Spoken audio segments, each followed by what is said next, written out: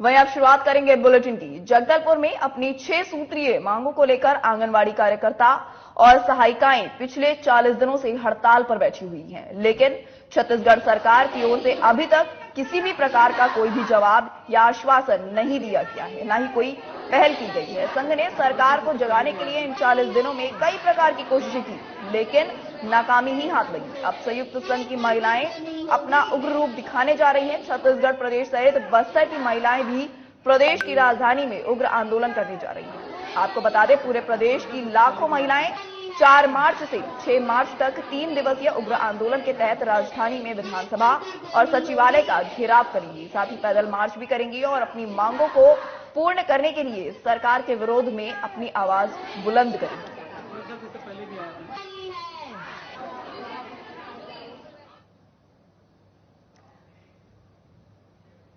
वहीं रायपुर में अपनी मांगों को लेकर 87,000 रसोइया धरने पर बैठी हैं। रसोइया संघ का कहना है कि मानदेय में बढ़ोतरी किए जाने के लिए उन्हें कई बार आवेदन दिए गए, लेकिन सरकार की ओर से कोई सकारात्मक पहल नहीं की जा रही, जिससे रसोइया महासंघ आक्रोशित है।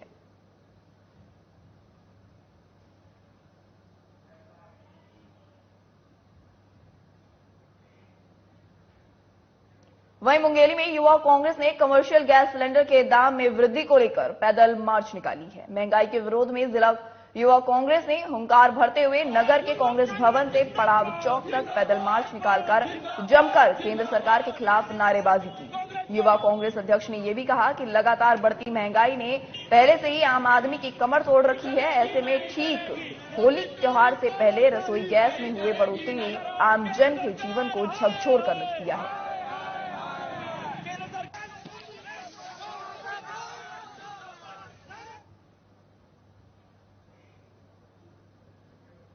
वहीं बहर में आंगनवाड़ी कार्यकर्ता अपनी 11 सूत्रीय मांग को लेकर हड़ताल पर बैठे हुए हैं। उनका कहना है कि जब तक सरकार उनकी मांगे पूरी नहीं करती, तब तक उनका ये प्रदर्शन लगातार जारी रहेगा। हालांकि फिलहाल 2 दिनों का आंगनवाड़ी कार्यकर्तियों का हड़ताल है।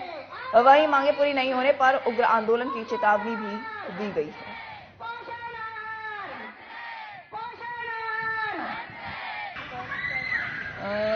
अब आज की हमारी जो है 3 दिवसीय हड़ताल, हमारी लंबित मांगे चल रही थी। बहुत दिनों से हम ज्ञापन का दे करके अपनी मांगों को अपने अधिकारियों तक के मंत्रियों तक पहुंचा रहे थे, लेकिन आज तक के हमारे इस बजट में भी हमारे लिए कुछ नहीं हुआ, तो जिसके चलते हमको यहाँ 3 दिवसीय हड़ताल करना पड़ रहा है। इसमें मुख्य मांगे हमारी ये है कि पहली बात जो हमारी ये है कि जो पोषण ट्रैकर पे हमसे काम करवाया जा रहा है, जिसके लिए पिछले 1 साल से हमको कहा गया था कि हम आपको एक एंड्रॉइड फ़ोन देंगे।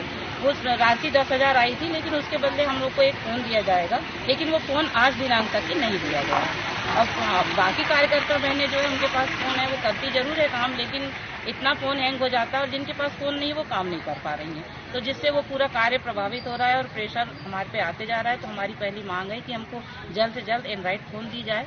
आंगनवाड़ी कार्यकर्ता अपनी 11 सूत्री मांगों को लेकर बैहर मुख्यालय में हड़ताल में बैठे हुए हैं। इन लोगों की हड़ताल 2 दिवसीय हड़ताल है। ये अपनी मांगों को लेकर अनेक वर्षों से प्रयासरत हैं।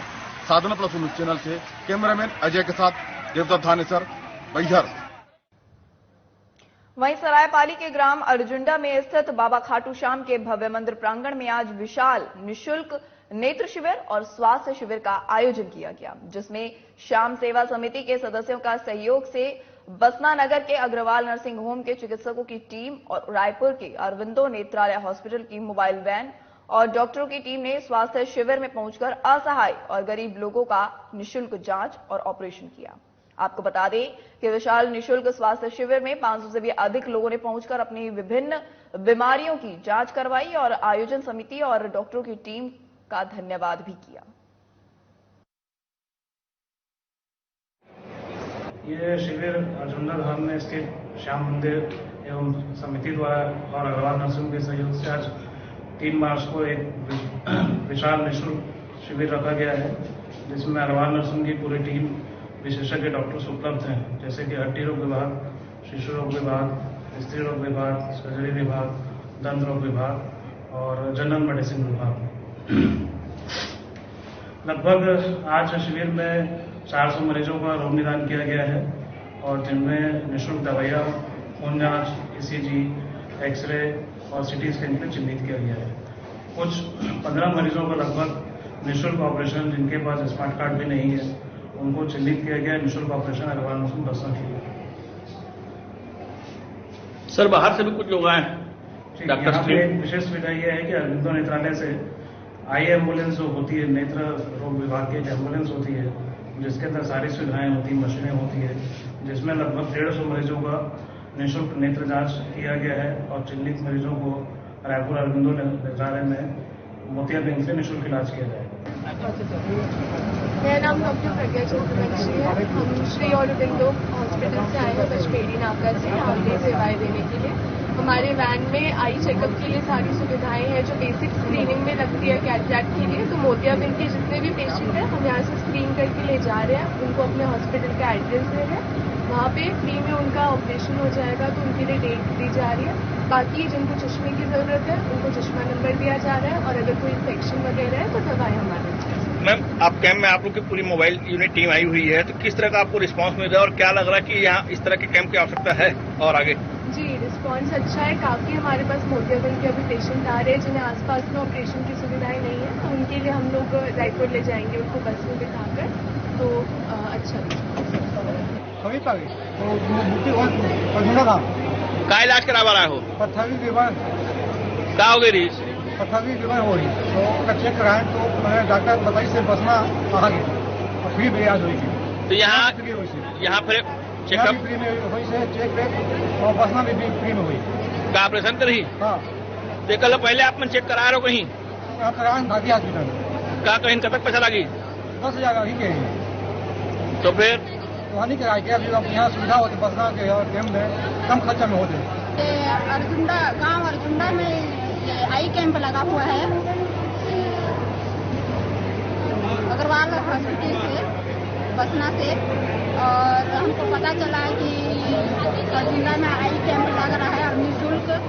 तो हमारे माताओं को हमने जानकारी दी और ये तैयार हुए और यहाँ पर आने के बाद हमको बहुत ही अच्छा सुविधा मिला और उनका पंजीयन हुआ और उनका आँख का जांच हुआ। तो हमारी एक चाची का इनका आँख का थोड़ा मोतियाबिंद बढ़ा हुआ है, बोले कि काफी बढ़ा हुआ है और इतने दिन से कहाँ पर थे जो इलाज नहीं कर रहे थे, तो जल्दी इलाज कर लेना था। और उन्होंने आश्वासन दिया कि ठीक है कि आपका इलाज यहाँ पर हो जाएगा और आप 14 तारीख को बसना नर्सिंग हॉस्पिटल में आइए और वहाँ पर आपका इलाज होगा। आज फागुन 11 के उपलक्ष्य में श्री श्याम सेवा समिति शाही पाली के तत्वाधान में अग्रवाल नर्सिंग होम बसना के सहयोग से निःशुल्क स्वास्थ्य शिविर का आयोजन किया गया है। जैसा कि श्री श्याम सेवा समिति का कहना है, नर सेवा ही नारायण सेवा है, उसी को चरितार्थ करते हुए हम आज यह निःशुल्क शिविर का आयोजन किए हैं, जिसमें हमारी कोशिश ये है कि ज्यादा से ज्यादा असहाय व्यक्तियों को इसका फायदा मिले। साथ ही में बाहर से आए हुए मरीजों की भोजन की निःशुल्क व्यवस्था रखी गई है, उनके आने जाने के लिए और प्रचार प्रसार मतलब उनके इलाज के लिए बहुत सारी जांचें फ्री हैं, ECG फ्री है, CT स्कैन में भी डिस्काउंट उपलब्ध कराया जा रहा है और कोशिश ये हो रही है कि जो जरूरतमंद है जिनको ऑपरेशन की आवश्यकता है उनका निःशुल्क ऑपरेशन किया जाए। बसना के डॉक्टरों के अलावा रायपुर से भी तो कुछ डॉक्टर आए हैं? हाँ, रायपुर से अरविंदो नेत्रालय की एक मोबाइल वैन आई हुई है जिसमें निःशुल्क आंखों का परीक्षण किया जा रहा है और साथ ही मोतियाबिंद का निःशुल्क ऑपरेशन किया जाएगा रायपुर अरविंदो नेत्रालय में। वहीं बिलासपुर के पुराना बस स्टैंड में एडिशनल SP रोहित कुमार बघेल ने यातायात की पाठशाला जागरूकता अभियान चलाया, जिसमें आम लोगों को ट्रैफिक के नियमों के बारे में विस्तार से समझाया गया और लोगों से शराब पीकर वाहन न चलाने की अपील की। वहीं इस दौरान आम लोगों ने भी यातायात पाठशाला में शामिल होकर नियमों को समझा और बढ़ चढ़कर इस कार्यक्रम में हिस्सा लिया। ये हमारे पुलिस अधीक्षक महोदय की सोच है और उनका सोच ये है कि इसके माध्यम से लोगों को पता चले कि जैसे कि सभी धाराओं के बारे में इनको यहाँ तत्काल एक मूवी भी है, जिसे मूवी और जैसे लोगों को बैठाल के ऐसी 3-4 चौक चौराहे पे 4-5 चौक चौराहे पे ऐसी ओपन, अंदर कहीं नहीं बैठेंगे, ओपन बताया जाएगा ताकि उसको बहुत सी चीजें यानी पता चले कि यानी आउटर में जा रहे हैं तो उसको हेलमेट लगाना है, या 3 सवारी चलना चाहिए, नाबालिग बच्चे को वाहन नहीं देना है, शराब पी के वाहन तो नहीं चलाना है। अभी पूरे शहर में यही चल रहा है, तो हमारा काम उसके माध्यम से लोगों को सचेत करना है, ताकि अभी जब ये कार्रवाई हो रही है तो होली में तो और बहुत ज्यादा मात्रा में। तो हमारा निवेदन ये है आप लोग के माध्यम से कि बिल्कुल यानी कि नशा वगैरह से बिल्कुल दूर रहे, और ये निजात कार्यक्रम हमारे वरिष्ठ जो है अपने पुलिस अधीक्षक महोदय का जो है उसको पूरे सक्सेस करे। वहीं सरायपाली थाना प्रभारी आशीष वासनिक और उनकी टीम को जयस्तंभ चौक के पास कबाड़ कारोबार करने वाले 2 व्यक्तियों को गिरफ्तार करने में कामयाबी हासिल हुई है। आपको बता दें, मुखबिर की सूचना पर थाना प्रभारी आशीष वासनिक ने कबाड़ की दुकान में जाकर पहले रेड मारी, उसके बाद कड़ी कार्रवाई करते हुए अवैध चोरी की कबाड़ सामान रंगे हाथों गिरफ्तार किया है। वहीं पुलिस आरोपियों के कब्जे से लगभग 1600 किलोग्राम लोहा टीना का कबाड़ सामान जब्त किया गया है। वहीं आरोपियों को गिरफ्तार कर थाना सरायपाली में तमाम धाराओं के तहत मामला दर्ज कर जेल भेज दिया गया है। जी, ये कल जरिए मुखबिर सूचना मिला कि बाजारपाड़ा में एक कबाड़ी जिसका नाम अब्दुल हबीब जावेद अख्तर दोनों बाप बेटे हैं, बाजारपाड़ा में कबाड़ी का दुकान खोले हैं। मुखबिर के सूचना पर उनके दुकान में जाकर रेड कार्रवाई की है, जिसके पास से करीब 16 क्विंटल कबाड़ कीमती करीब 80,000 रुपए को जब्त कर थाना लाया। क्या सर वो चोरी का माल था पूरा? हाँ, ये अपन चोरी के संदेह पर जब्त किए हैं, आगे की कार्रवाई में पता चल जाएगा चोरी का है क्या है। सर, इस तरह की कई दुकानें और भी सरायपाली क्षेत्र में संचालित है, क्या उस पर भी पुलिस निगाह रखी है, उस पर भी कार्रवाई? हाँ, निगाह मुखबिर बराबर तैनात किया गया, लगाया गया है, जैसे सूचना मिलती है उनके ऊपर भी कार्रवाई। वहीं अगली खबर कवर्धा से है, जहां पुलिस अधीक्षक डॉक्टर लाल उमेद सिंह ने अवैध रूप से चल रहे जुआ सट्टा की बड़ी कार्रवाई की है। मुखबिर की सूचना पर पुलिस ने कुछ सटोरियों का गणित के अंकों से रुपया पैसा का दाव लगाते रंगे हाथों ने गिरफ्तार किया है, जिनके पास से कुल 1110 रुपए और 2 नग सट्टा पट्टी जब्त की गई है।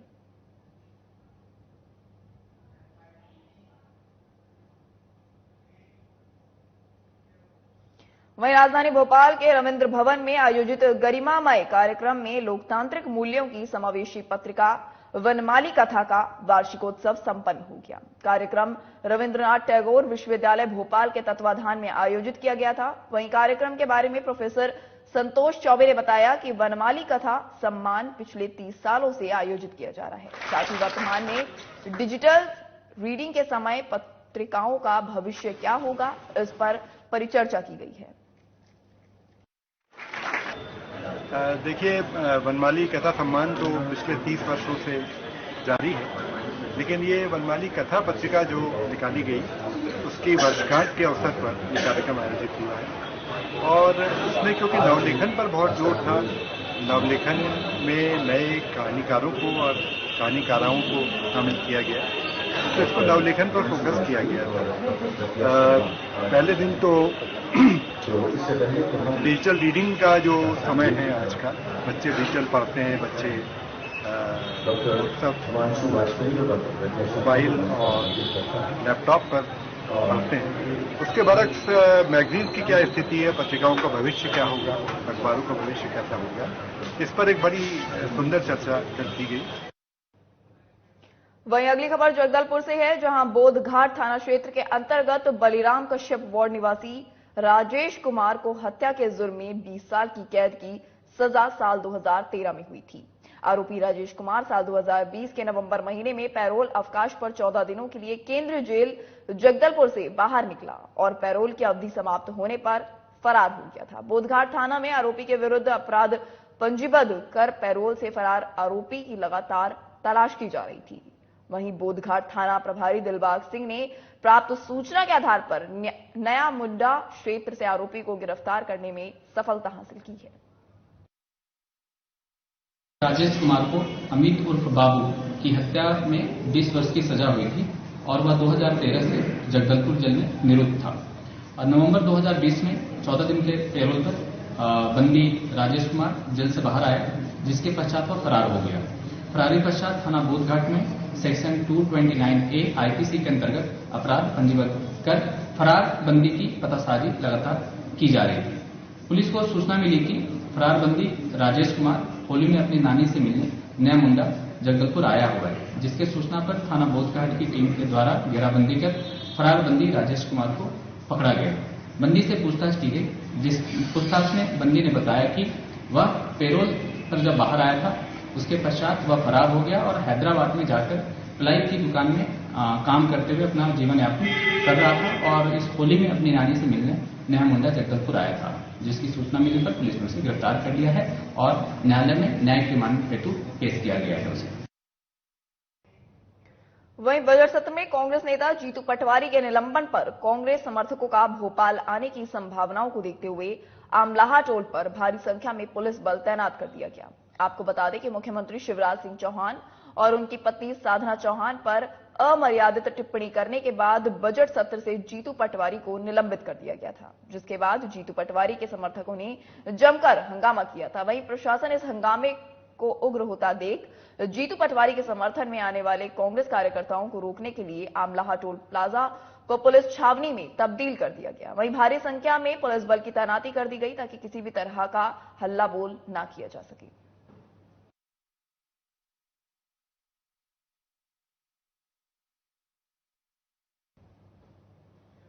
वहीं राजधानी भोपाल में क्राइम ब्रांच ने फर्जीवाड़े का खुलासा किया है। खुलासे में लगभग 500 से अधिक रिजेक्टेड आयुष्मान कार्ड बनाए गए हैं, जिसमें से 3 आरोपी को पुलिस ने हिरासत में ले लिया है। वहीं बाकी की तलाश अभी भी जारी है। पूछताछ में और भी खुलासे होने की आशंका जताई जा रही है।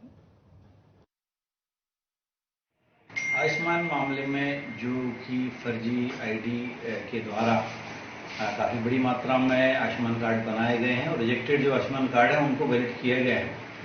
कल इस मामले में गिरफ्तारी हुई थी।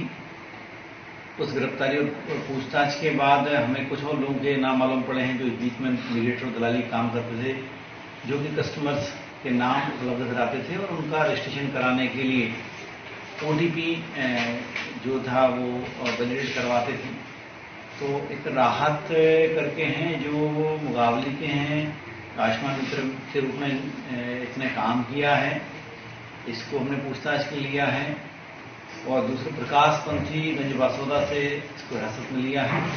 इनके द्वारा काफ़ी बड़ी मात्रा में जो आयुष्मान के हितग्राहियों की डेटा उपलब्ध कराया गया ताकि फर्जी आयुष्मान कार्ड तैयार की सके। इन दोनों को पूछताछ के बाद गिरफ्तार किया जाकर।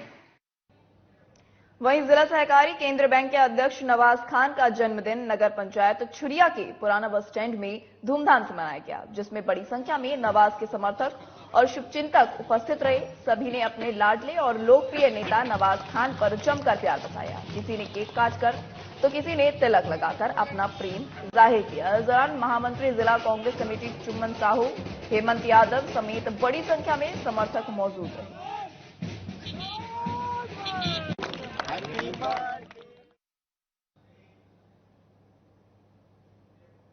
वहीं रायगढ़ पुलिस ने मैट्रिमोनियल साइट पर खुद को आईबी और नारकोटिक्स कंट्रोल ब्यूरो का अफसर बताने वाले आरोपी को गिरफ्तार किया है। आपको बता दें कि आरोपी खुद को नारकोटिक्स कंट्रोल ब्यूरो का अफसर बताकर फेक आईडी बनाकर कामकाजी और नौकरी पेशा महिलाओं से ठगी करता था। मुखबिर की सूचना पर पुलिस ने कार्रवाई करते हुए आरोपी को गिरफ्तार कर आईपीसी की तमाम धाराओं के तहत मामला दर्ज कर उसे जेल भेज दिया है। मामला धर्म जयनगर का है।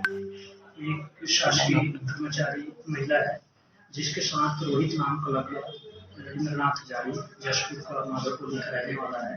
उसने इंस्टाग्राम में अपना शादी.com के माध्यम से मैं आईबी का अधिकारी हूँ, नारकोटिक्स का अधिकारी हूँ बोल करके इसने फेक आईडी बनाया था, जिससे ये बताता था कि मैं शादीशुदा नहीं हूँ और मैं आईबी का अधिकारी इंस्पेक्टर हूँ, जिससे इसने कई महिलाओं के साथ शादी करके शादी का प्रबंध लेके इसने अनैतिक कार्य किया है।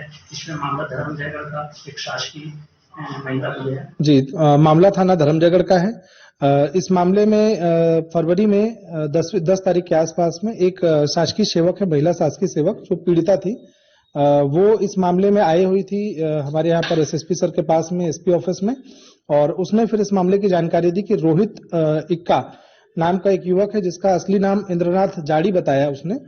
उसके द्वारा लगभग अलग अलग तरीके से 30 लाख की कुल उससे ठगी की गई है। उसने ये भी बताया कि कई अन्य महिलाएं हैं जो उसके ठगी का शिकार हुई हैं। इसमें जो इंटरेस्टिंग बात थी वो ये थी कि ये सारी महिलाएं जो उसके संपर्क में आई और ठगी का शिकार हुई, ये सभी लोग मैट्रिमोनी साइट और सोशल मीडिया साइट के थ्रू संपर्क में आई थी। जब हमने इसमें मामले में तफ्तीश की तो पता चला कि इंद्रनाथ जाड़ी मूलतः जशपुर का रहने वाला है और ये शादी.com, जीवनसाथी.com इस तरह की जो मैट्रिमोनियल साइट्स हैं उस पर पहले रजिस्ट्रेशन करता है। रजिस्ट्रेशन करने के बाद संपर्क करता है लोगों से। जो अक्सर ये कामकाजी महिलाएं और जो नौकरी पेशा वाली महिलाएं होती हैं उनको ये टारगेट करता है।